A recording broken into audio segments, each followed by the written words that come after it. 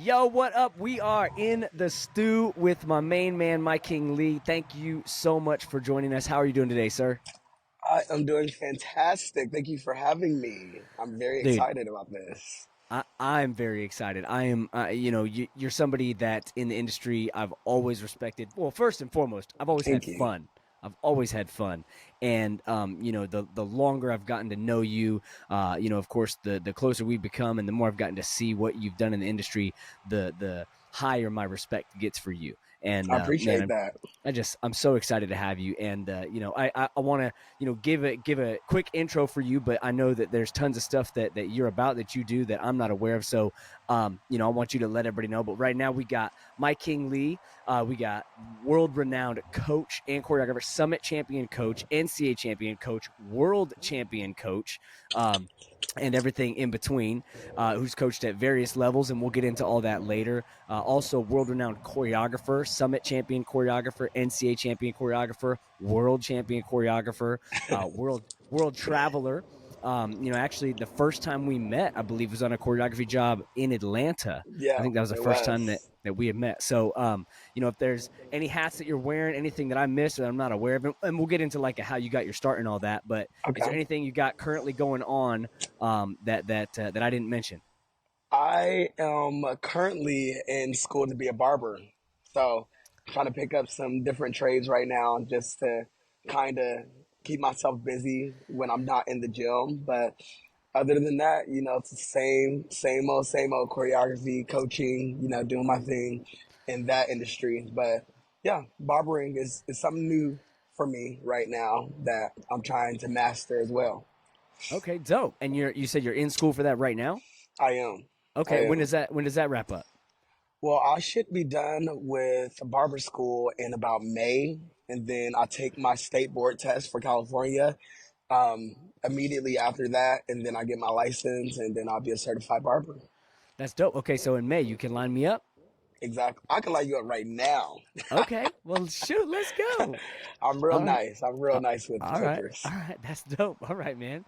Okay, well, let's get right into it. And the first thing I want to do, and normally I ask like people about cheerleading first thing, but something I want to get to right away is I want you to tell us where you're from, right? So everybody can see, and I want you to tell us the origins of your incredibly cool name that I'm jealous of. Okay. I'm from Ohio, Columbus, Ohio. Go Buckeyes. Let's go, baby. I'm from Columbus, Ohio, to be exact. I was actually raised in the short north where Ohio State is. Um, my mother and my aunt, actually, they were actually watching a Run DMC video when I was born. And it was the King of Rock, I believe that's what the song was. And my mom, she was like, "No, we're not going to name him King." And then my aunt was like, "Yes, we are." So when my mom fell asleep, my mom originally named me Malachi, by the way, from the Children of the Corn, just so everyone is aware of that.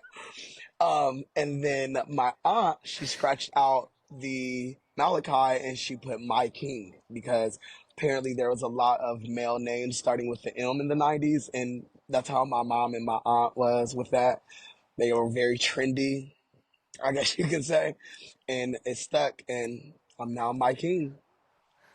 That's dope. I love that you went with Malachi. You just referred to the Children of the Corn instead of like the Bible, right? Like the character from the Bible. I'm telling you right now, you said Malachi. Almost everybody out there is like, oh, strong biblical name. You're like, from Children of the Corn. Well, to my defense, my mom, she only named me that because I was born with like dark red hair and I look evil. And like I said, they're very trendy. They were trendy. So Children of the Corn was a thing back then, and apparently there was a kid on Children of the Corn that Yep. was named Malachi. That was very scary, and that's where she got it from. But I thank God that that did not stick. Yep, yep. Well, I'm very grateful. I'm very grateful for that. Okay, and see, and part of why I'm doing this. I mean, this fun little hobby of mine. I don't know how long it's going to last, but part of why I'm doing it is, I mean, we've known each other more than 10 years, right? Yeah, for a And long time. I've never heard that story, and it's like, Yeah. That's part of why I'm doing this. That's so fun. Okay, so now we got that out of the way. Now I want to know when, where, and how did you get your start in cheerleading? Like, how did it all begin for you? Well, I started out as a trained dancer. I trained at Ballet Met in Ohio, and I did that from like a very young age. And I was really independent at a young age. So like 5 years old, 6 years old, I would like walk myself to the recreational center that was around the neighborhood I lived in. And there was this new team starting, cheerleading team starting, called Columbus Finest. And I would watch them practice. And my goddad, who he was a cheerleader for Central State at the time, he graduated college and he came back home and he he reached out to the coach for or the owner of Columbus Finest. And so when that happened, I kind of like came to every practice with him because I always wanted to learn how to tumble because I was a dancer. Hmm. I came to one practice with them, and then the coach, the owner of the gym, her name was Treva. She passed away. I love her so much. I miss her so much. But I'll never forget. She came up to me and she was like, "What's your name?" And I was like, "I'm Mike King." She was like, "You want to cheer?" And I looked at my goddad and I was like, "I do want to cheer."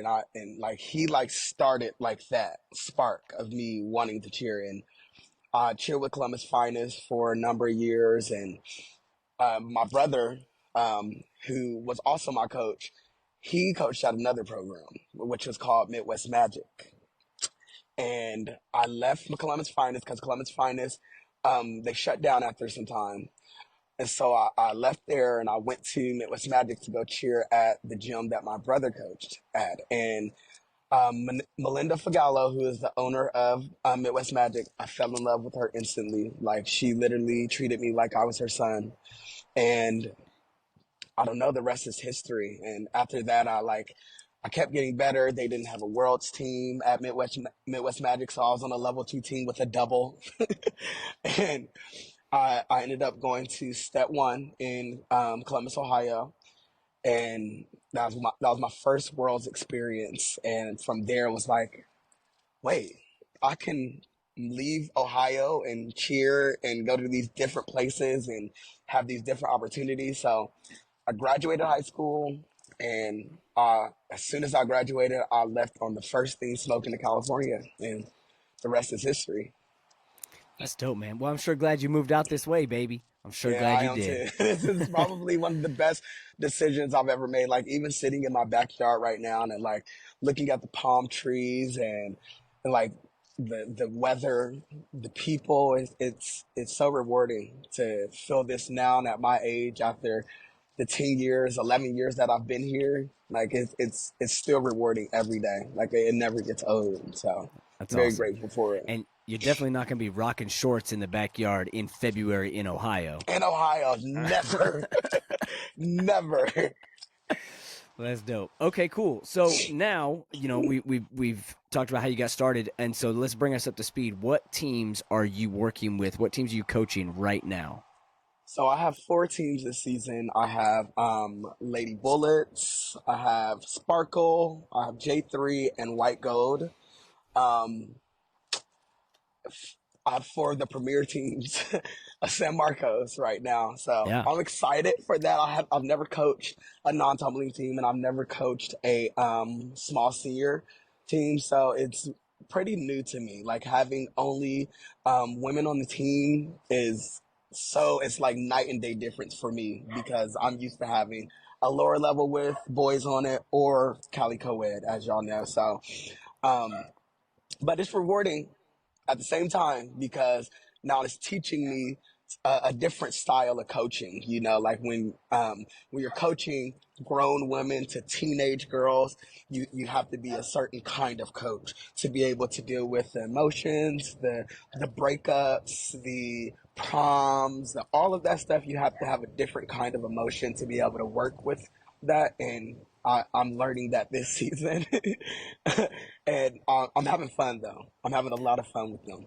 that's awesome. Yeah, and I know that I speak for the entire cheerleading industry when I say we are so glad Lady Bullets are back and so glad that Yes. you are coaching them, along with Marlon. Hopefully I can get him in here to do one of these. And I remember when that was announced, just how excited I was that Yeah. you and him were going to be tag teaming that team. I'm like, oh, it's a wrap, son. Like, Yeah. here we go. I So mean, that's like, I feel awesome. like that's like rewarding for me to do this with Marlon because I've always looked up to Marlon and his style of coaching, like his years with Cali Coed, his years with Lady Bullets and Sparkle. I've always like looked up to his style of coaching, looked up to how he gets things done, and I've I've had co-coaches and head coaches with me that were very good at their job, but I haven't had a choreographer, co-coach or head coach, So to have another choreographer next to me that has the same eye as me, it's unmatched. The feeling is truly unmatched. So I'm excited for them to compete at NCA next weekend. Oh man, that's exciting! I can't wait to Yeah, watch. I'm going to be I so cannot excited. wait for that. Yeah, on Saturday I'm going to try to see as many teams as I can. People that I'm friends with and work with. But then on Sunday I'm going to just plop myself right in that arena In the all arena and just day. Yep, relax, yep. literally, literally. Okay, so you already mentioned this a little bit, but I want to kind of dive into, what are some of the challenges and differences in the teams that you're coaching, right? Like coaching a J3, which is, fourth grade, fifth grade, sixth grade, or that range. And then, Right. all the way up, you got Lady Bullets that are primarily in high school. And then you have Sparkle that are primarily Grown. adults. Yeah. Yeah, So we have what are some of one the senior in challenges high and school. differences? Okay. I would say just being emotionally there for everyone, and it's like you have to be able to accommodate to the different teams. Like for my level one team, I have to remember that these girls have never cheered before, or some of them they only have cheered one season. So I have to be able to accommodate to the mistakes that they may make during routines at the gym because they're not used to having to do 2 and 3 and 4 routines.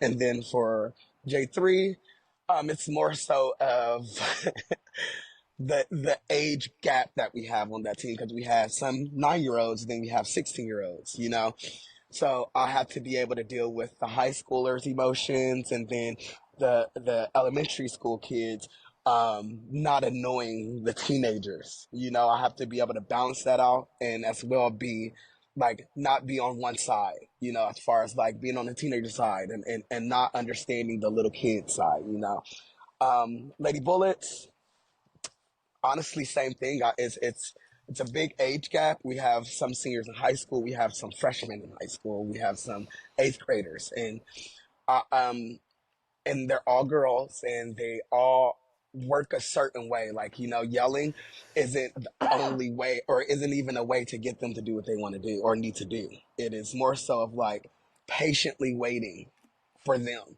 and if you know California All Stars, we run a strict practice where this is how it goes and this is what we need to do. And we got to accommodate those things for some of the young ladies who have never been on a girls team.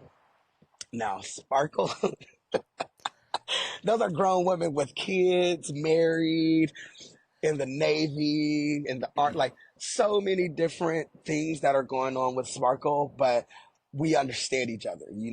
I'm 30 years old. I have one 30-year old on the team. I have a 29-year-old. They pay bills just like I do. They have all of these things to focus on outside cheerleading just like I do. So our practices are very, very, very like you get this done, we'll be out of here so you can get on with the rest of your night or you can get on with what you need to do. So Sparkle, we have a very good understanding. Me and Marlon have a really, really, really, really, really good understanding on what we need to do and how we need to get it done with that team. So it's a crazy dynamic with all four of those teams, and like having them all practice the same day, which we did today. You not every coach is built to do that, because you got 2 hours with one team and then you got to completely change your mood. You got to completely change the style of coaching for that next team. So, but I love it. Yeah, that's awesome. Man, that's so cool. And it's so cool to hear that, you and Marlon are vibing together and you get to work together on multiple teams and you get to Multiple experience teams, that yeah. together. Yeah, that's awesome. Okay, so now, we talked about how you got started, as an athlete. And now I want to talk about when and how did you know that you wanted to make cheerleading your profession, not only as a Mhm. coach, but also as a choreographer? Like, kind of take me through that process. Well, it's kind of this. It happened around the same time as me going to Columbus Finest. So in that time period, like I said, my godfather, he was a cheerleader at Central State. So I would always watch him and like watch what they did at their games, and I fell in love with that part. And mind you, I was a dancer as well. So a dancer's mindset is how they do that, or how can I do that, or like dancers' mindsets are very much how did they do it. So when I would see cheers and chants and things like that on the sidelines of a football game, that was where my mind went. And so let's fast forward to like my last competition with Columbus Finest. We ended up going to an event in Florida that California All Stars was at, and it was the first time I ever seen that style of cheerleading. I was probably like 8 years old, I would say, and it was the first time I ever seen that. And mind you, this is little old me from Columbus, Ohio, so it was crazy. It was a huge deal to me. So when we left Florida, got back home, and I can just remember telling my mom like, I want to go and do that.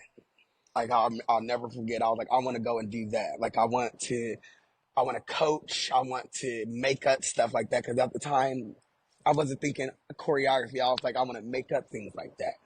And from that point forward, I focused on dance. I did my cheerleading thing, but it's always been in the back of my head. Like I want to be a choreographer, and I want to like learn to make up things. And then I met Robbie Cedillo and Adam Champion at Midwest Magic. They were the first group of people that I've had choreography from, like where the coach didn't do my choreography. So I watched Robbie make up our routine, and I was like, it was it. Like that was all I needed to see, and honestly, that was God, 100%. Because I've always said like I want to do this, I want to do that, I want to make up the things, but seeing it happen in real time, it changed my life. And from that point forward, Melinda Figallo, she would like, and my brother Gerald, they would make me make up dances. There's a YouTube dance that I made up, and it's a little embarrassing, but it was something that they made me do after I would tell them like I want to make up dances, I want to do this, I want to do that, I want to be a choreographer. And so they would make me make up dances. They would make me like do like parts of the routine that the choreographer obviously wasn't there to do. And like from then on, like I would do the same thing as step one. I would make up stuff for the coaches. And me being 15, 16 years old at the time, I didn't think anything of it. But now, me being a 30-year-old, I can't imagine me telling my 15 or 16-year-old athlete, like, can you make up this section? So like honestly, like if it wasn't for those coaches that I had, like asking me to do this, I don't think that it would be at this. I don't think I would be a choreographer at this level, just because I don't know. I would have never felt like I had the opportunity. But Right. if it wasn't for Gerald Melinda, I I probably would be just some dance choreographer in LA somewhere only, and not with cheerleading at all whatsoever. Wow. So we have, Yeah. say that name one more time so we know who to thank. Melinda Figallo and Gerald Bishop. There we go. Now everybody knows. Now we know who we owe Yeah. thanks to. Okay, so that's actually a pretty good segue because this might be the answer to my question. But my next question is, who has influenced your cheerleading career the most? If it's those two folks, we kind of already got the other answer. But is there anybody that really kind of catapulted, your fire, your I got passion, your drive? I got five people. Six. Okay, let's go. Tatum, that's my Tatum Bryce, that is my godfather. Treva, that's my first ever cheerleading coach. Sierra, that is Treva's daughter, my first ever cheerleading coach. Gerald, Melinda, I'm missing somebody. I would say Daryl Williams. That's my best friend. He 100% pushed me to to do the things that I was uncomfortable doing. Like, even though I said I wanted to move to California, when it was time to move, I was scared. And he's the one that took me to the airport and drove me there and was talking me up and making sure I like got on the flight. And then last, my mom. Like, my mom is like a diehard My King fan. So like anything and everything that I've ever done, she's been in my ear. Like, you better be the best at it or don't do it. So Amen. Amen. 100% them. I love them. Shout out to moms for real, because Period. the end of the day, it's probably going to Period. be my mom is the only one that's going to watch these, right? Right. At least like for me, right? I'm sure there's going Right. to be tons of people that watch for you. The But only person that's going to, consistently, yeah, your mom about to watch all of these. Exactly. yeah, That's why I don't play yeah, about my mother right, at right. all. I love you, mom. I love you. Thank you. Oh, Okay, so that's kind of how we got our start. Now, take me once again, catch me up to today. okay. Let us know what inspires you today, especially in that creative choreography process. Like when you are sitting down, with pen and paper, whatever. What comes to your mind when you're like, okay, let's get this routine going? I'm more so of a coach that, or a choreographer too, that I'm really good at accommodating, and I'm really good at reading the crowd. So if I'm working with a team, let's say, one of my favorite programs to work with is in Louisiana, and I've been working with them since they were like kids. And I can just remember the first time ever working with them. I asked the coach, I was like, "So what kind of vibe do y'all have here?" And she was like, "We don't have a vibe. You can make it right now." And looking at the kids and getting to know them and like saying like, "Oh, okay, so y'all like this kind of stuff," and they're like, "Yeah." That is what kind of sparked like how I do what I do, and like even when I worked with your teams, I'm always asking like, "Is this okay? Is this okay?" And I'm always talking to the kids like, "Do you feel comfortable doing this?" That's kind of how I do my thing, and it worked, and it has been working. Um, but all in all, I base everything that I do off of what the kids can do and what the coaches can coach, just to make sure that the routine is what it needs to be overall. Yeah. And listen, I gotta give you your flowers, real quick. I know, I explained already, that I've come to respect you and admire you more and more as time goes on. And one of the big, not catalyst, but like a perfect example of that is, you did choreography for us one year, Yeah, and it didn't turn out the best, and it wasn't any one thing, right? It wasn't like the choreography wasn't it, or the team wasn't it, or the coaching wasn't it. It was like just the meshing and the way that it came right, together wasn't the best. And you came back the very next season. You're like, what can I do better? Like what? right, How can I make myself better to get a better routine? And I remember 100%. thinking in that moment, when I got that message from you, I'm like, I have never received a message like that from any choreographer I'd ever worked with in the 22 years that I was coaching. I had never had a choreographer say, "How can I be better?" Do you know what I Yeah, mean? And like for you to have that humility and transparency and that eagerness to want to grow and learn, that's a tough thing to do. To yeah. ask for criticism and For critique. guidance, Yeah, it's way bigger than me, and I feel like a lot of choreographers are stuck in a me kind of thing, and it's way bigger than me. It's more so like, what can I do to help you in any way, shape, or form, And I'm the first person that if you tell me you don't like something, okay, let's figure it out, you know. And I feel like that's important with any up and coming choreographer. That is what you need to stick with. Like, be accommodating, be open, and be open to taking criticism from everyone, because it's only going to make you better. So I'll be crazy to not want advice from one of the best coaches that I've ever seen. I'd be crazy to not want criticism from even a coach that I know could do a little tiny bit better. I want to hear from everyone. You know what I mean? So yeah.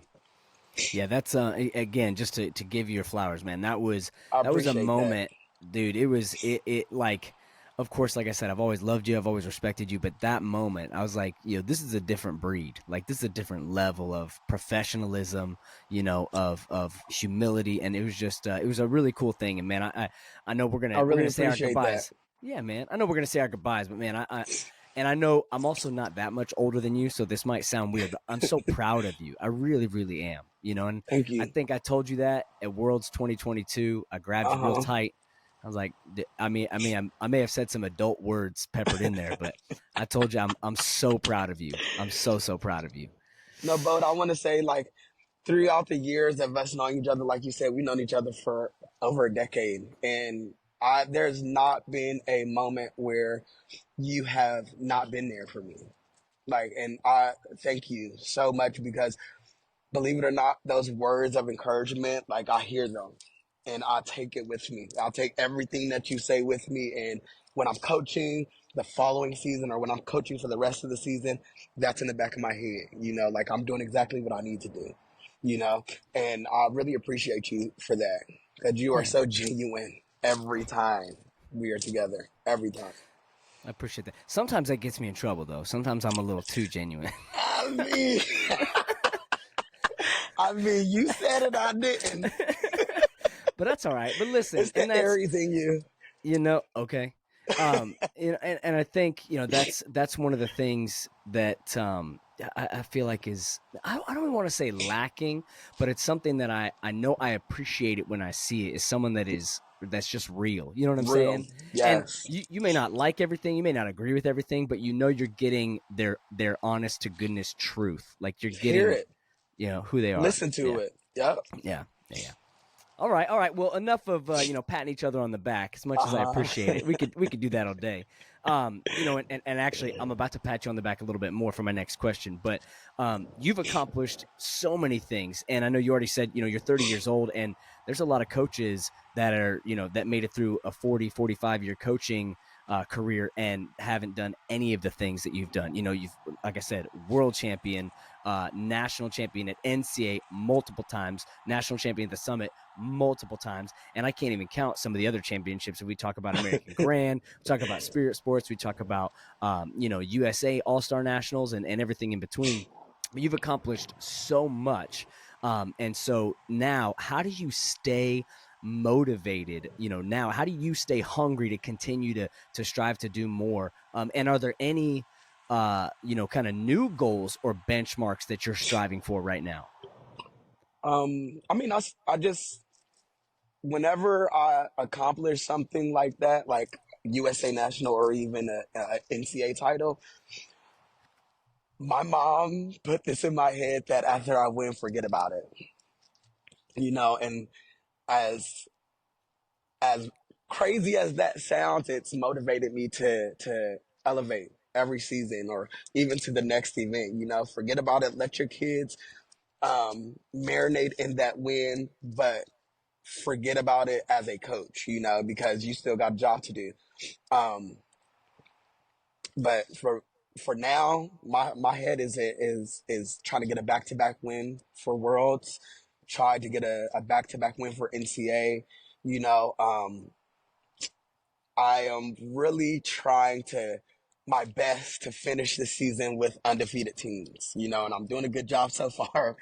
But things happen. But that is where my mind is at right now, is going back to back and accomplishing something with these athletes in San Marcos that we have yet to accomplish, for as far as San Marcos goes. Like we have yet to accomplish back to back world titles, back to back NCAA titles with our world's teams.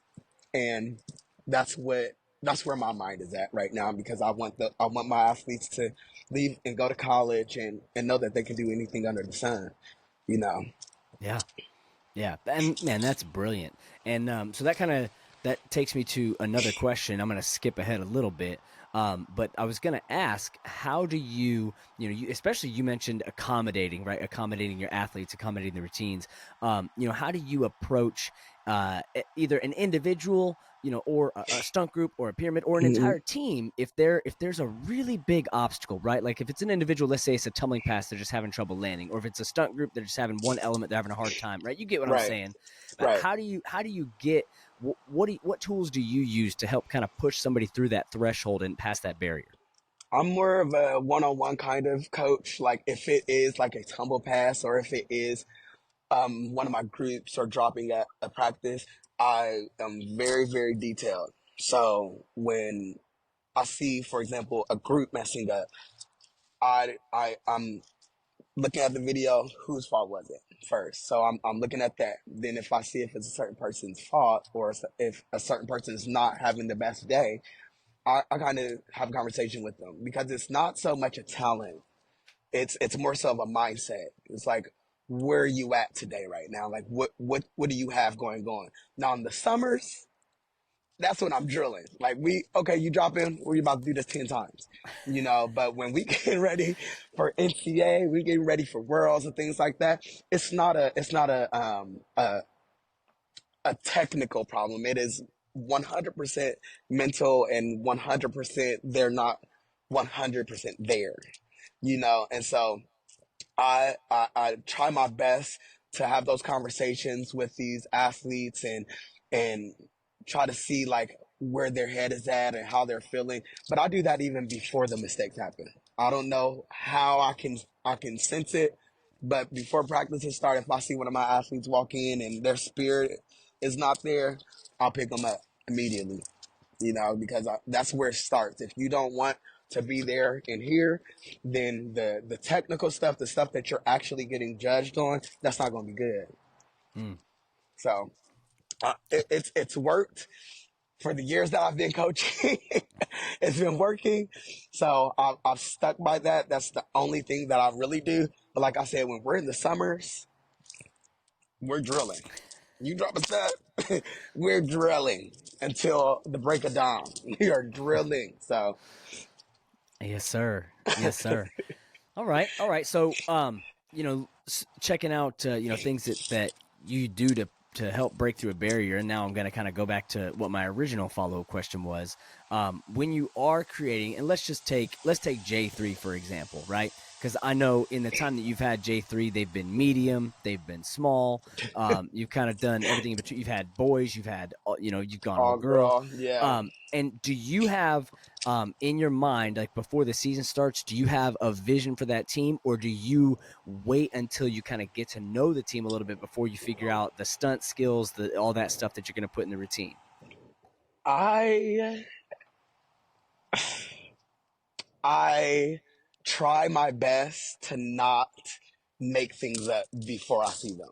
But after that summit push, like whether we win or lose summit, my brain is already like what we need to do next year to win, or what do we need to do next year to defend the title.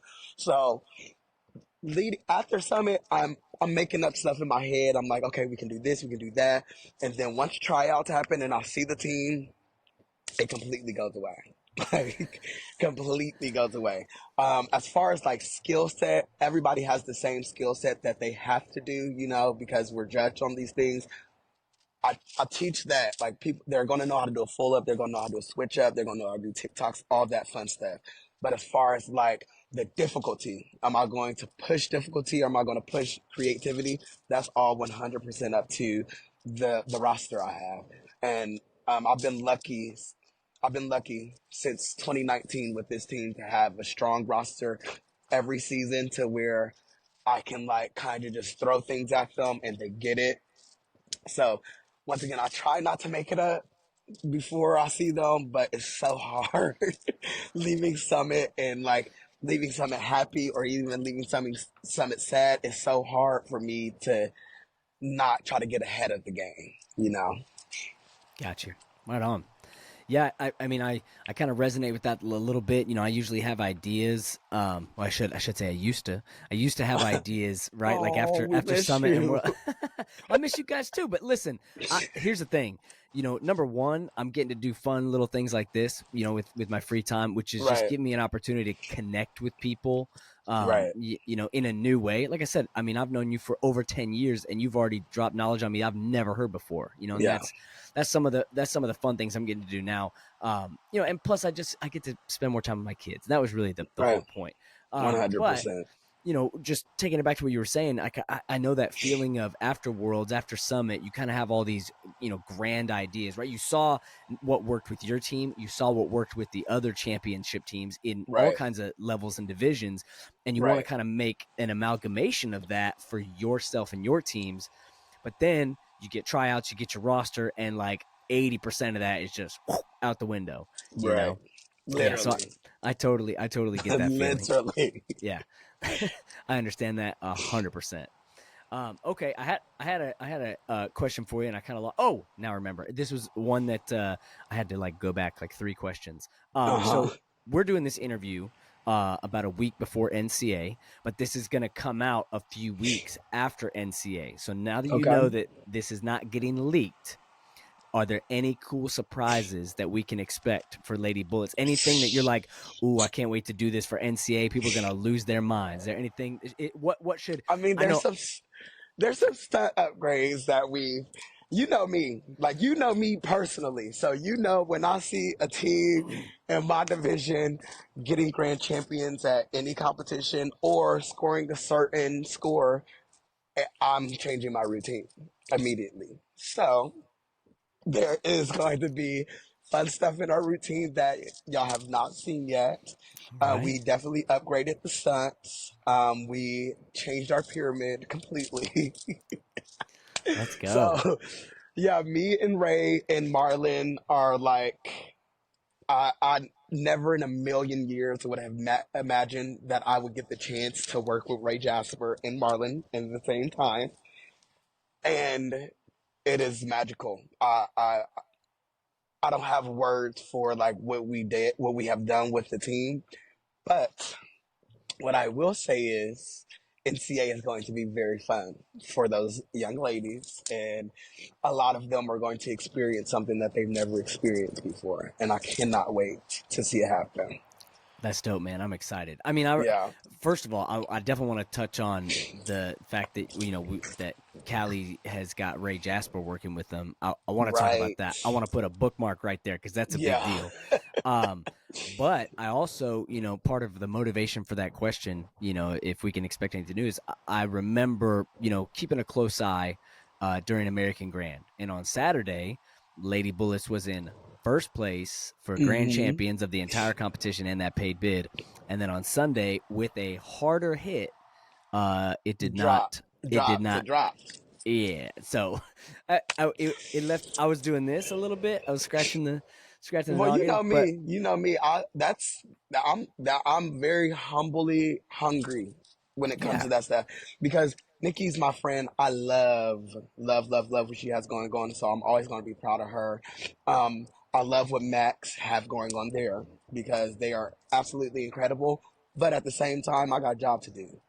So as soon as that happened, I was like, oh, okay, we need to make some changes. And as y'all seen in Spirit Sports, the changes that we made, it kind of shook them up a little bit, mm, because we didn't have much time to get it ready. But now we're locked and loaded. yeah. So I love it. I'm I excited. love it. Yeah, and I remember, I remember seeing the American Grand, and like I said, like you said, I know you. And as soon as that, as soon as things ended up that way, I was like, "Ooh, you just woke up the dog!" Like, Yeah, "Ooh, you did that to the you wrong person. you woke up the dog now." And listen, there's no, there's no animosity towards anybody. I know. I mean, good cheerleading Absolutely is not. good cheerleading is good cheerleading. I think the only thing that was making me scratch my head was really the scoring inconsistencies from day one to day two. You know what I mean? Like, how could That's we score higher with a major building bobble in the center right. panel, and then go and hit harder the next day and our score go down? It's like, Yeah. to me as a choreographer, forget me being a coach. As a choreographer, it's like a slap in the face because I made the changes that you asked me to make for day two, and it wasn't rewarded. So it's like, what do I tell my kids when Right. when they walk off the awards floor and they don't receive a full pay bid, like after Yeah. they were in first place for one? So Yeah. I think, there's a lot of things that are challenging about being a coach. I think one of the hardest things we know from our life experience, right? How many times has your mom told you like, "Oh, well, life ain't fair, just ain't fair," right? And you hear those things all throughout your life, and so you know it, right? But then Right. when you're in that position of leadership of young people who look to you for wisdom and guidance and for that leadership, and then you're the one that has to relay that message of like you did your job, and sometimes it's just not fair. It's just not It's like, fair. Yeah. that's like those are those gut wrenching moments, you I know. hate those conversations. Like I literally, and Lady Bullets, a lot of those girls, I've been coaching them since they were like 10 years old. So to have them on the team and to have them experience that, it hurts my feelings so bad because it's like, they're like, I did what I was supposed to do. Like, this is what we've worked for. I did exactly what you asked me to do. And we're not being rewarded for it. And it's like, sometimes that happens, Yeah. you know? What's there's an expression Jason Larkin said this on his podcast, and I've already said it on one of these interviews, so it's just going to be repeated. But he said something a long time ago. He said, "Sometimes you're the pigeon, and sometimes you're the statue." Like sometimes when those wonky score things happen, you're the one that reaps the benefits of it, and Yep. sometimes you're the one that gets the sword into the That's just stick. what it is. I Yeah, love Jason Larkin, by the way. dude. Love This him. whole thing, it's all his fault. It's because I I I interviewed get what him. you. So it was like he was doing. I finally, and I felt bad because he's been doing his podcast since COVID, Uh and I huh. just discovered it this past summer, It's and amazing. I started like episode 115 or whatever, and after like 3 or 4 episodes, I'm like, you know what? I'm just gonna start from the beginning. So I listened to all 100 like 50 episodes, and when I got to a certain point, I text Jason. I was like, yo, somebody needs to interview you. And Right. he's like, okay, you want to do it? I'm like, yeah, let's go. I've never interviewed anybody, but let's do it. So sure enough, I interview him, and as soon as it's over, I'm like, yo, that was fun. I want to do that again. Yep. So now I'm just Now like look texting my at you. friends. Yeah, I'm like texting my friends. Hey, can I interview you? I was like, yeah. I was in Yeah, school when you texted me. I was like, yeah. I didn't know that you were doing stuff like that. yeah. No, And who I love knows? this. Yeah, this and again, it's just like it's so cool to hear stories that I've never heard, Right. from even people that I've known. I mean, I had Mike Chow on here who I've known for 20 years, Yeah. and it's like I'm hearing stories I've never heard before. So it's very very cool, And very very shout out cool. to Mike Chow. I love him too. Yes, I dude. love him. The generation of choreographers that we have right now, it's It's just unheard sickening.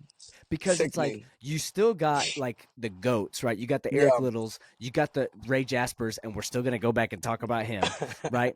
You got all these, I don't even want to call them old guys. It's just like the OGs, original Yeah. The gangsters, blueprint. right? The blueprint. Yes, they're still in it. Then you have like the next generation, which is like the Ben Lears and Mm-hmm. the Mike Chows, and then you have like your generation of you and the Adrian Butlers and the Brendan Yeah. Matthews, and it's just we have 3 generations of sickening talented choreographers. Don't It is forget my good sis unreal. Lewis.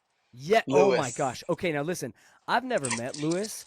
I've never met Lewis, and just this year, I've gotten some new music clients who Uh have huh. Lewis as a choreographer, and I'm just like watching these routines. I'm like, this man is Amazing. brilliant. He's Amazing. brilliant. Yep.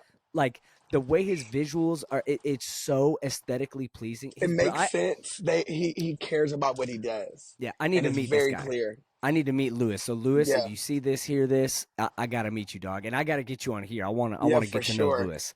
Yeah, and listen, and people are like, dude, he's been in the game for like 10, 15 years. What are you talking about? He I'm has like, been around since Georgia All Stars, yeah, and like, I'm like, and been making up stuff. Like he was, our story is a lot alike. He was making up stuff on the team at Georgia All Stars. He is sickening. I love him so much, so yeah, much. all right, Lewis, I'm getting you. We gotta figure this out. Okay, so I got one last question, and then we'll wrap it up. My last question is, and we may have already touched on it because you talked about being a barber, being a dancer, but maybe you can elaborate a little bit more. What would you be doing right now if you were not a coach and choreographer? I would probably. Hmm, I would probably. I would have probably went on tour with Beyonce and been one of her backup dancers. Okay. honestly, because that's where my mind was as a kid, as a being a trained dancer. Like ballet met, that's what they do. They like scout you out to agencies. So I'm sure that I would have found my way to LA and just been in the right place at the right time. But don't hope I'm going to be doing that still. That's still happening. But I felt Okay. like if I never did choreography for cheerleading and never became a coach, I would 100% be a backup dancer for a major artist by now. There we go. That's what's up. So, And I watch all the videos. I go see you on tour. If you come to my period. city, we'll check it out. Okay, Period. now I know I said that was the last question, but I keep almost forgetting this. Take me through the steps of like when you found out Ray was coming to do choreo Uh at huh. Cali, right? And then what it was like to actually have him in the building doing stuff. Right. Like what was your mindset like during all What? that? Well, co-ed 2019, my first year coaching co-ed. Um, I told Tanada, I was like, we have to have Ray Jasper come do this routine because we needed the big stuff because we were competing against Wildcats, we were competing against all these amazing teams, and it was my first year ever coaching a real team. So in my head, I'm like, what am I about to do? So I begged her 2019, 2020, 21, 2022. Every season, I was like, we have to get Ray Jasper in here. We have to. Um, and like, she's like, you're doing a great job. And it's like, I don't think that I'm not doing a good job, but I just feel like he just has this magic touch. So finally, after, after Worlds this past year, or no, before Worlds, after Koa won NCAA, I was like, can we please have Ray come in and just look? And she was like, I'll talk to him. We had a conversation. He was like, I'm busy now, but I can do your cants and all of that. I was like, yes, say yes immediately. Say yes. Don't even worry about the timing. Don't worry about any of that. Say yes. And so she said yes. We had our cant with Action Spirit, which was absolutely incredible. And then he came to work with Lady Bullets. And the first time he came to work with Lady Bullets, I was doing choreography. So it was him and Ben Lear that got to do the first routine. And I didn't get to be there personally, but like his communication skills are him and me and Ben were already friends. So me and Ben's communication, that's already there. But Ray, he just was like texting me every section. He would do a section, text me. And Marlon was there too, obviously, but he knows that we both coach them, and he would send me a section, and he would be like, "Do you like this? Do you want this to be changed?" And I'm like, "Girl, I'm the only choreographer that does stuff like that." You know, so Yeah. Yep. so I got to work with him the first time, or got to work with him via text message the first time, but the second time was right before Spirit Sports, or actually, I lied, right before American Grand. Um, he came into the gym, and I was like, I just don't want to step on your toes. And he was like, no, I want to hear what you have to say too. And from that, from the beginning of the choreo session to the end, it was magic. Like just to hear his insight on like how to get in and out of sections and on how he just builds a routine completely changed my entire mindset when it came to me becoming a choreographer. So yeah, he's magic. Like if anybody has worked with him, they will attest to this. He is a magical being. There's no way that he's human because the stuff he comes up with, like this, I was Right. like, my mind is blown. So I love him so much. That is probably one of the that's probably something in my life that I'll never forget. Being able to work with him on Lady Bullets, and Lady Bullets has been one of my favorite teams in cheerleading since before I worked at Cali.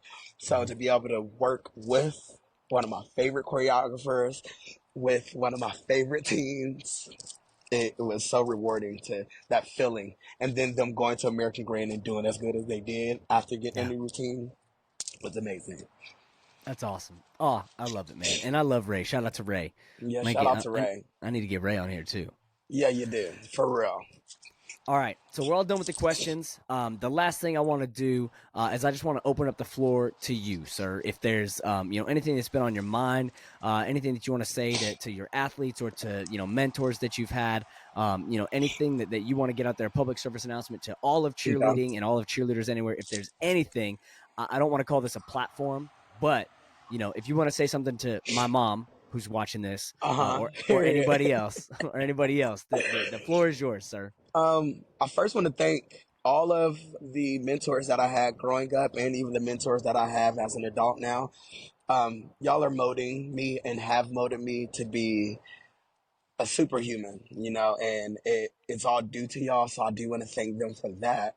But for my kids, what I want to say is it's happening, and it's going to continue to happen. And I'll leave that there. Mm. I love it. Brilliant. Well, Thank my you, king, man. thank you so much for doing this. I had so much fun. I love hearing your Thank you for stories. thinking of me. This is so fun. Dude, of course, man. I'm literally just like texting my homies. I'm like, "Hey man, Right? what's good? You want to?" So thanks for answering, man. Well, I appreciate your time, and I cannot wait to see LBs in the arena. I can't wait to see the new pyramid. I'm pumped, man. I'm so proud of you, and can't wait to see. And I wish you nothing but continued success and growth and love Thank and you, man. prosperity, my man. All right, Thank you, I love you, man. man. All right, I'll love talk you to you too, later. man. All right. Bye.